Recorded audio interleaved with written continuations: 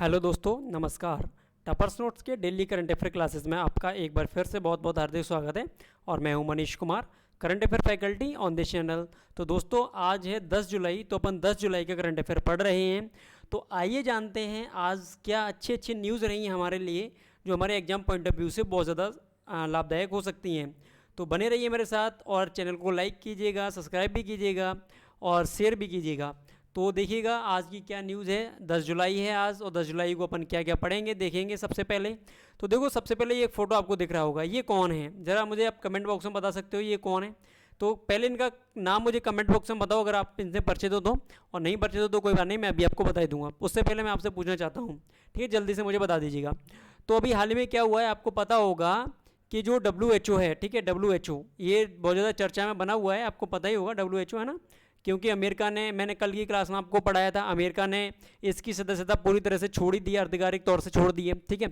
तो WHO ने एक रिपोर्ट जारी की है, उसमें ये बताया है कि दक्षिण पूर्वी एशिया में रहने वाले देश, देखो ये वर्ल्ड मैप है, और यहाँ से थोड़ा सा इसको जूम करके अपन देखेंगे। तो एक मिनट मैं आपको जूम करके दिखा दूँ।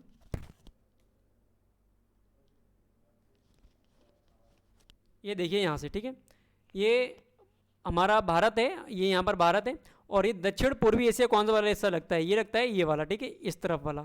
तो दक्षिण पूर्वी एशिया में जो देश रहते हैं, जैसे कि मालदीव है, श्रीलंका है, इधर ये वाला एरिया है, ओमन वाला एरिया है, ये सब छोटे, बुरुंडी है ना, इधर वाले एरिया है, जो भी ये देश हैं।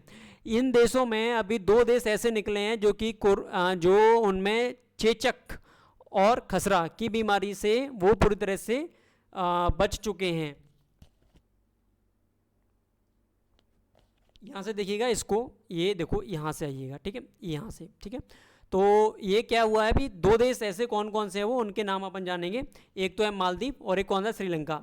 तो श्रीलंका और मालदीव दक्षिण पूर्वी एशिया के क्षेत्र में पहले ऐसे दो देश बन गए हैं जिन्होंने क्या किया है, चेचक और खसरा के उन्मूलन का लक्ष्य, जो कि 2023 था, मतलब इन्होंने ये सोचा था कि अपन 2023 तक, इन्होंने ये लक्ष्य रखा था कि 2023 तक चेचक और खसरा अपने देशों से समाप्त कर देंगे। सभी देशों ने ये लक्ष्य रखा है, लेकिन ये केवल दो मात्र ऐसे देश हैं जिन्होंने 2023 से पहले ही क्या किया है, अपने अपने देशों में खसरा और चेचक के मरीजों को पूरी तरह से समाप्त कर दिया है। तो बिल्कुल समाप्त हो चुका है यहाँ से। तो क्वेश्चन बन क्या सकता है, अभी हाल ही में से कौन से दो देश हैं जिन्होंने लक्ष्य के पहले ही खसरा और चेचक जैसी बीमारियों से छुटकारा पा लिया है? तो आपको पता होना चाहिए, मालदीव और श्रीलंका, जो कि WHO ने ये घोषित कर ही दिया है। और WHO ये घोषित करने वाली जो थी वो कौन थी? WHO के दक्षिण पूर्वी क्षेत्र की जो निदेशक है, जिनका नाम क्या है, डॉक्टर पूनम खेत्रपाल जी। तो ये डॉक्टर पूनम खेत्रपाल सिंह ही हैं, ठीक है, ये रही। तो ये चेचक और खसरा के बारे में जानकारी दी गई है। ये चेचक है और ये खसरा है, ये कुछ इस प्रकार का दिखता है, आप देख लीजिएगा। एक छोटी मोटी बीमारियां हैं, खैर ये काफ़ी बड़ी बीमारियां भी बन जाती हैं कभी किसी के लिए भी। तो अब देखिएगा, फिर अपन ये देखेंगे। अब देखो, मालदीव में सबसे पहले जो जो अब तक अंतिम मामला जो आया है चेचक का, वो कब आया था? 2009 में। और श्रीलंका में जो मामला आया था चेचक का, वो कब आया था? 2016 में। और मालदीव में खसरा का अंतिम मामला कब आया था? 2015 में। और श्रीलंका का अंतिम मामला खसरा का श्रीलंका में कब आया था? 2017 में। इसके बाद में इन देशों में खसरा और चेचक के मामले नहीं देखे गए थे। तो ये रही आज की पहली खबर। तो चलिएगा, और ये मैंने आपको दोनों देशों के बारे में जानकारी दे दी। यहाँ पर ये बने हुए हैं, श्रीलंका भारत के बिल्कुल पड़ोस में देश है। ये चेचक और खसरा के बारे में जानकारी है। तो WHO के बारे में आपको पता ही है, बहुत सारी डिटेल मैंने आपको बताई हुई है, और नहीं पता है तो कल की क्लास देख लीजिएगा। और एक अलग से स्पेशल वीडियो बनाई है जिसका टाइटल है कि अमेरिका ने WHO को छोड़ा, ठीक है, उसकी सदस्यता को छोड़ा। तो वहाँ पर आप जाके उसको पढ़ लीजिएगा। अच्छा, मालदीव की राजधानी की बात करेंगे अपन, तो ये मालदीव है। मालदीव की राजधानी क्या मिलेगी आपको? अभी वर्तमान में क्या है इसकी राजधानी? माले, ठीक है। और मालदीव वर्तमान में भारत का एक अच्छा दोस्त भी है। और यहाँ के जो प्रधानमंत्री हैं उनका नाम क्या है? उनका नाम है इब्राहिम मोहम्मद सोलिह, ठीक है, इब्राहिम मोहम्मद सोलिह मालदीव के प्रधानमंत्री हैं। और श्रीलंका की राजधानी आपको पता ही होगी, कोलंबो है। चलिएगा, आज की नेक्स्ट न्यूज़ पर चलते हैं। नेक्स्ट न्यूज़ क्या है देखेंगे। एक छोटी सी न्यूज़ है कि अभी हाल ही में एक इंडेक्स जारी किया गया था। उस इंडेक्स का नाम क्या है? वैश्विक रियल इस्टेट इंडेक्स। ये भारत में थोड़ा सा पारदर्शिता को जारी करता है। ये पारदर्शिता ऐसी पारदर्शिता है जहाँ पर संपत्ति से संबंधित है, रियल इस्टेट, ठीक है, मतलब जो संपत्ति यहाँ पर बनी हुई है उससे रिलेटेड ये इंडेक्स है। और इसमें पिछले वर्ष की अपेक्षा भारत ने भी किया है एक अंक उछाल लेकर 34वें स्थान पर पहुंच गया है। पहले ये 35वें स्थान पर था और इसमें ये पारदर्शिता के साथ काम किया जा रहा है, इसलिए 34वें स्थान पर है ये। और ये JLI की कंपनी है जो कि इस डाटा को हर एक 2 वर्ष के बाद में जारी करती है, ठीक है, JLL कंपनी। चलिए नेक्स्ट न्यूज़ पर चलते हैं। देखो आपको पता होगा अभी भारत सरकार ने क्या किया था, चीनी ऐप्स बंद कर दिए थे, कितने 59। तो 59 चीनी ऐप बंद कर दिए गए थे भारत सरकार के द्वारा। उनमें से बहुत सारे इंपॉर्टेंट ऐप्स भी थे, जिसमें देखो एक टिकटॉक आपने सुना ही होगा, है ना, और भी काफ़ी इंपॉर्टेंट ऐप्स इसमें से भारत सरकार के द्वारा बंद कर दिए गए हैं, बैन कर दिए गए हैं। तो क्या हुआ है, अभी तो ये तो भारत सरकार ने बंद किए थे, लेकिन अब भारतीय सेना ने 89 ऐप्स पर प्रतिबंध लगा दिया है। तो इसमें से देखो फेसबुक भी शामिल है जो कि चीन का नहीं है, यानी कि अन्य देश के, चीन के अलावा अन्य देश के भी ऐप भारतीय सेना के द्वारा बंद कर दिए गए हैं। ये भारत की सेना है, इसके द्वारा बंद कर दिए गए हैं। 89 ऐप पर प्रतिबंध लगाया गया है। इसमें PUBG भी शामिल है, फेसबुक भी शामिल है, टिकटॉक भी शामिल है, ट्रूकॉलर भी शामिल है, ऐसे बहुत सारे ऐप शामिल हैं। इन्होंने कारण ये बताया कि इन ऐप्स के माध्यम से जो भारत की सेना है उनके कर्मचारियों का जो डाटा होता है वो लीक हो रहा है, सूचना लीक हो रही है। इस वजह से ये वाले जो ऐप्स हैं 89 ऐप्स बंद कर दिए गए हैं भारतीय सेना के द्वारा, जिसमें बहुत सारे इंपॉर्टेंट ऐप्स भी थे, PUBG वगैरह सभी हैं, ठीक है। चलिएगा, और वर्तमान में जो आर्मी के जो चीफ हैं वो आपको पता ही होंगे, करमबीर सिंह जी। तो किसके हैं आप बताइएगा मुझे कमेंट बॉक्स में, मैंने कल ही क्लास में आपको पढ़ाया था, कमेंट बॉक्स में बताओ करमबीर सिंह किसके चीफ हैं। और मैं बात करता हूँ आर्मी के चीफ की, तो वर्तमान में जो आर्मी चीफ हैं वो कौन है, मनोज मुकुंद नरवाने जी, ठीक है, मनोज मुकुंद नरवाने आर्मी के चीफ हैं। चलिएगा नेक्स्ट न्यूज़ पर चलते हैं। अभी देखिएगा ये प्रधानमंत्री हैं, ये भारत देश के प्रधानमंत्री नरेंद्र मोदी जी, और इनके द्वारा एक अभी एक वीक, इंडिया वीक, जिसका नाम क्या है, ग्लोबल, देखो यहाँ से आइएगा कि इसका नाम है इंडिया ग्लोबल वीक 2020, इसका उद्घाटन किया गया है। और इसका जो थीम रखा है वो क्या है, #be the revival India and a better new world. ये 3 दिन का चलने वाला 9, 10, 11 जुलाई तक चलने वाला एक वीक है, जिसमें अन्य देशों के लगभग 30 देशों के यहाँ पर लोग आएंगे, प्रतियोगी आएंगे, और इसमें आके भारत को और बेहतर से बेहतर बनाने के लिए अपने अपने सुझाव भी देंगे, और भी चीज़ें यहाँ पर की जाएंगी। तो ये आप याद रख लीजिएगा कि इसका उद्घाटन किसने किया था, ठीक है। चलिएगा नेक्स्ट न्यूज़ पर अपन चलेंगे, छठी न्यूज़ है। इसमें अपन देखेंगे जो उड़ीसा के CM है, ठीक है, ये उड़ीसा के CM है जिनका नाम आपको पता ही होगा, नहीं पता है तो पिछली क्लास आप पढ़िएगा, वहाँ पर मैंने आपको बताया हुआ है।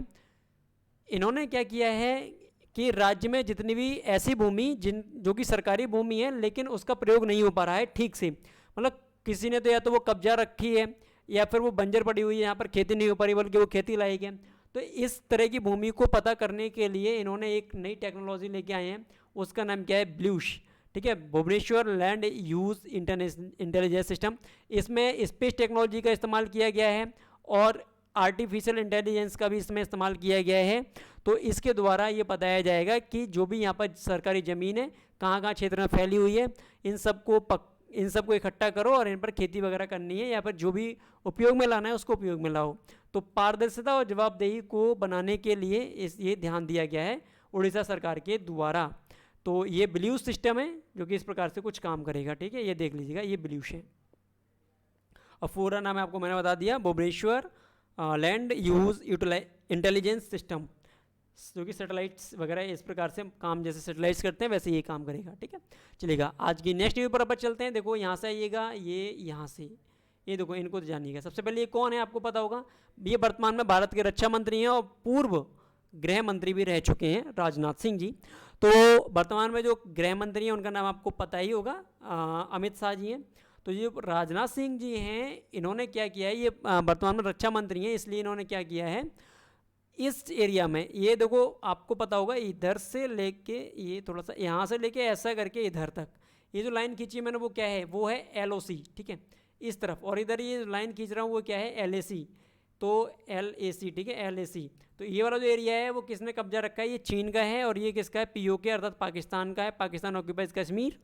तो इस एरिया में क्या किया है, अभी यहाँ पर राजनाथ सिंह ने ब्रिज बनवा रखे हैं, अर्थात भारत को जोड़ने के लिए, भारत के अन्य क्षेत्रों को जोड़ने के लिए 6 पुल बहुत ही जल्दबाजी से बनवाए हैं। तो क्वेश्चन बन के आ सकता है कि BRO के द्वारा अभी हाल ही में 6 जो पुल बनाए गए हैं वो कहाँ पर बनाए गए हैं, तो जम्मू कश्मीर, आप याद रखिएगा। ये BRO भारत का सड़क संगठन है, इसका नाम क्या है, BRO अर्थात भारत यानी कि सीमा बॉर्डर्स रोड ऑर्गेनाइजेशन, सीमा सड़क संगठन। तो न्यूज़ क्या है, अभी हाल ही में रक्षा मंत्री राजनाथ सिंह ने 6 पुलों का ई उद्घाटन, मतलब ई उद्घाटन किया है उन्होंने, जम्मू कश्मीर में किया है। और ये सभी पुल जम्मू कश्मीर के अंतर्राष्ट्रीय सीमा और नियंत्रण रेखा LOC के निकट बनाए गए हैं। और आपको पता होगा, और ये भारत की सामरिक दृष्टि से काफ़ी मदद करने वाले हैं। और वर्तमान में जो BRO, अर्थात ये बनाए किसने, BRO ने बनाए हैं, BRO के द्वारा तैयार किए गए हैं। और BRO के जो अध्यक्ष हैं वो उनसे मिलिएगा जनरल हरपाल सिंह जी, ये रहे BRO के अध्यक्ष वर्तमान में हैं। चलिएगा, तो इस प्रकार से हमारी ये वाली न्यूज़ समाप्त होती है। और ये हैं POK, जो कि मैंने आपको समझा दिया। इस एरिया में ब्रिज बनाए जा रहे हैं, 6 ब्रिज बन भी चुके हैं। और ये हैं राजनाथ सिंह जी, वर्तमान में रक्षा मंत्री। छोटी सी एक न्यूज़, चॉकलेट दिवस कब मनाया जाता है, आपको पता होगा 7 जुलाई को मनाया जाता है। और एक बार चॉकलेट दिवस फरवरी के मंथ में भी मनाया जाता है। तो मुझे कमेंट बॉक्स में बताइएगा कि फरवरी में अपन चॉकलेट दिवस कब मनाते हैं। और विश्व में जो सबसे पहला चॉकलेट दिवस मनाया गया था वो 2009 को बनाया गया था। ठीक है, तो विश्व चॉकलेट दिवस 7 जुलाई को मनाया जाता है। ये रही चॉकलेट। ठीक है, चॉकलेट जिसने नहीं देखी है मैंने आपको दिखा दी है। और अगर नहीं खाई है तो खिला तो नहीं सकता, आप खा लीजिएगा, मार्केट से लेके डेयरी मिल्क की ले लीजिएगा, ज़्यादा महंगी नहीं आती। ठीक है, चलिएगा, फिर अपन आगे चलेंगे। नेक्स्ट न्यूज़ पर अपन आते हैं, देखिएगा इनसे मिलेगा। ये कौन है, कमेंट बॉक्स में ज़रा बताइएगा। देखो ये है कौन, एक पार्टी का नाम आपने सुना होगा, एक संघ जिसका नाम क्या है, भारतीय जनसंघ। भारतीय जनसंघ, भारतीय जनसंघ की स्थापना इन्हीं के द्वारा की गई थी। ये हैं डॉक्टर श्यामा प्रसाद मुखर्जी जी। डॉक्टर श्यामा प्रसाद मुखर्जी, जिनका जन्म 1901 में 1901 में कलकत्ता में हुआ था। ठीक है, 1901 में कलकत्ता में हुआ था ये श्यामा प्रसाद मुखर्जी। और इन्होंने भारतीय जनसंघ की स्थापना की थी। अभी हाल ही में क्या हुआ है, IARI जो है, देखो ये, ठीक है, भारतीय कृषि अनुसंधान संस्थान, इसकी भी स्थापना 1905 में हुई थी। इसने क्या किया है, जो झारखंड है वहाँ पर प्रशासनिक और एकेडमिक इमारत का एक उद्घाटन किया है। ये इमारत इसी की है। तो एक बिल्डिंग बनाई है वहाँ पर, और इस बिल्डिंग का जो नाम रखा है वो किसके नाम पर रखा गया है, ये भारतीय जनसंघ के जो स्थापनाकर्ता थे, जिनका नाम क्या है, श्यामा प्रसाद मुखर्जी जी, है ना, इनके नाम पर रखा गया है। तो ये श्यामा प्रसाद मुखर्जी, जिन्होंने भारतीय जनसंघ की स्थापना की थी। और भारतीय जनसंघ की स्थापना कब होती है, यह भी आपको पता होना चाहिए। तो 1951 में इसकी स्थापना हुई थी भारतीय जनसंघ की। ठीक है, इसी के तौर पर फिर 1952 में आम चुनाव हुए थे। और IARI जो है, ठीक है, ये इसके वर्तमान में जो अध्यक्ष हैं वो कौन है, आपको पता होना चाहिए। इनके अध्यक्ष जो हैं वो हैं त्रिलोचन महापात्र जी। ठीक है, त्रिलोचन महापात्र जी इसके अध्यक्ष हैं। चलिएगा, अब अगले न्यूज़ पर चलेंगे। एक PDS सिस्टम हुआ करता है जिसका नाम क्या है, पब्लिक डिस्ट्रीब्यूशन सिस्टम। इसके जो कार्ड धारक जो भी होंगे उनके लिए मुफ्त में राशन देने के लिए बोल दिया है किसने, अरविंद केजरीवाल अर्थात दिल्ली के CM जी ने। तो ये कोविड-19 की वजह से ये कदम उठाया गया है। तो क्वेश्चन बन सकता है कि PDS के तहत जो PDS कार्ड धारक है उनके लिए मुफ्त में राशन कौन सी सरकार दे रही है, तो ये दिल्ली सरकार। ये PDS सिस्टम हुआ करता है। ठीक है, चलेगा, अगले न्यूज़ पर चलते हैं। एक अच्छी न्यूज़ है, बहुत बढ़िया न्यूज़ है कि अभी देखोगा ये वर्ल्ड बैंक जिसके चीफ आपको मैंने बता ही दिए थे। ठीक है, और तो ये क्या है, ये क्या है बताओ। ये आपको पानी जरूर दिख रहा होगा, लेकिन ये कौन सी नदी है ज़रा बता दीजिएगा मुझे कमेंट बॉक्स में। चलो मैं बता देता हूँ, ये भारत की सबसे लंबी नदी है जिसका नाम क्या है, गंगा। ठीक है, भारत की सबसे लंबी नदी जिसका नाम है गंगा, जो कि भारत के 5 राज्य है, जिनमें से देखो एक सबसे पहले निकलता है उत्तराखंड, फिर UP, फिर बिहार, फिर ये झारखंड, और फिर झारखंड के बाद में ये कहाँ से होती हुई, ये उत्तराखंड, उत्तर प्रदेश, बिहार, झारखंड और फिर पश्चिम बंगाल। ठीक है, इन राज्यों से होती हुई बांग्लादेश में चली जाती है। तो भारत की सबसे लंबी नदी है जिसका लंबाई 2525 किलोमीटर है। तो अभी हाल ही में वर्ल्ड बैंक ने क्या किया है, इसी नदी के मैनेजमेंट को, प्रबंधन को और भी ज़्यादा सुधार करने के लिए, बढ़िया बनाने के लिए भारत सरकार को 400 मिलियन अमेरिकी डॉलर की धनराशि देने के लिए मंजूरी दे दी है।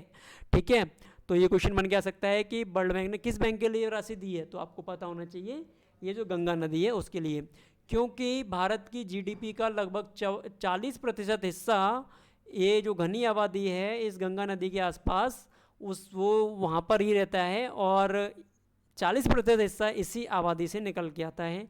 तो अगर इस पर ज़्यादा ध्यान दिया जाएगा इस जगह पर, इस क्षेत्र पर, तो एक इंडियन इकोनॉमी बहुत ज़्यादा जल्दी से बढ़ेगी। ठीक है, तो गंगा नदी के बारे में अगर आपको पढ़ना है तो मेरे जियोग्राफी के लेक्चर्स यूट्यूब पर पढ़े हुए हैं, वहाँ पर आप पढ़ लीजिएगा। मैंने पूरी नदी के बारे में यहाँ पर समझाया हुआ है, वहाँ पर जाके पढ़ लीजिएगा। ठीक है, और भी कोई क्वेश्चन आपका हो तो कमेंट बॉक्स में मेरे से पूछ लीजिएगा। ये वर्ल्ड बैंक के चीफ रहे हैं।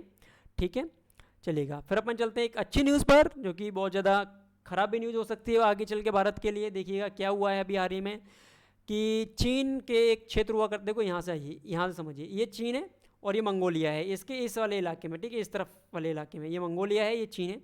इस क्षेत्र में अभी हाल ही में क्या मिला है, एक गडरिया मिला है। एक गडरिया, ऐसा गडरिया जो कि जिसको एक बीमारी हो गई है जिसका नाम क्या है, ब्यूबोनिक प्लेग। ब्यूबोनिक प्लेग अभी हाल ही में आने वाली एक नई बीमारी है जो कि चीन में आई है, 5-6 दिन पहले की ही बीमारी के बारे में पता चला है। तो एक गडरिया को ये बीमारी हो गई थी और आपको पता होना चाहिए ये 5 जुलाई को उसको हुई थी। और क्या होता है ये ब्यूबोनिक प्लेग, जानते हैं इसके बारे में। एक्चुअल में ब्यूबोनिक प्लेग एक बीमारी है जो कि रोडेंट्स से फैलती है। रोडेंट्स क्या होते हैं, ये सभी रोडेंट्स हैं, ये छोटे मोटे ये चूहे, गिलहरी वगैरह, ये सब रोडेंट्स होते हैं और रोडेंट्स वर्ग के जानवर होते हैं, जीव होते हैं। तो इनके द्वारा ये बीमारी फैलती है, ब्यूबोनिक प्लेग। ठीक है, तो ब्यूबोनिक प्लेग के बारे में मैंने एक और अलग से वीडियो बनाई हुई है, तो आप टॉपर्स नोट्स की चैनल पे जाके उस टॉप प्ले लिस्ट में जाइएगा, वहाँ पर देखिएगा। एक्स्ट्रा प्ले लिस्ट में आपको ये मिल जाएगी, ब्यूबोनिक प्लेग के बारे में अच्छे से समझाया है। तो ये बीमारी जो है एक्चुअल में इसको ब्लैक डेथ के नाम से भी जानते हैं, काली बीमारी, काली मृत्यु। और आपको पता होना चाहिए ये एक बैक्टीरिया होता है जिसका नाम क्या है, एआरसीनिया पेस्टिस। इस बैक्टीरिया से ये फैलती है। तो चीन लगातार वायरस या बीमारियां फैला रहा है। कोरोना वायरस लेके आया, फिर हैंटा वायरस लेके आया, फिर G4 वायरस लेके आया, फिर अब ये ब्यूबोनिक प्लेग, एक नई बीमारी यहाँ पर आ चुकी है। तो इसके बारे में मैंने आपको समझा दिया है। तो ये रहा चीन, और चीन का ये मंगोलिया क्षेत्र, और इसके ऊपर ये रसिया है। ठीक है, इस क्षेत्र में उस गडरिया की पहचान की गई जो जिसको ये ब्यूबोनिक प्लेग की बीमारी हो चुकी है। तो आज की न्यूज़ में इतना ही काफ़ी है, बस आज का करंट अफेयर में इतना ही रखते हैं अपन। तो समाप्त करते हैं इस न्यूज़ के साथ, ये गंगा नदी जिसके बारे में मैंने आपको बता दिया। तो अभी तक कोई भी क्वेश्चन हो तो कमेंट बॉक्स में मेरे से पूछ लीजिएगा।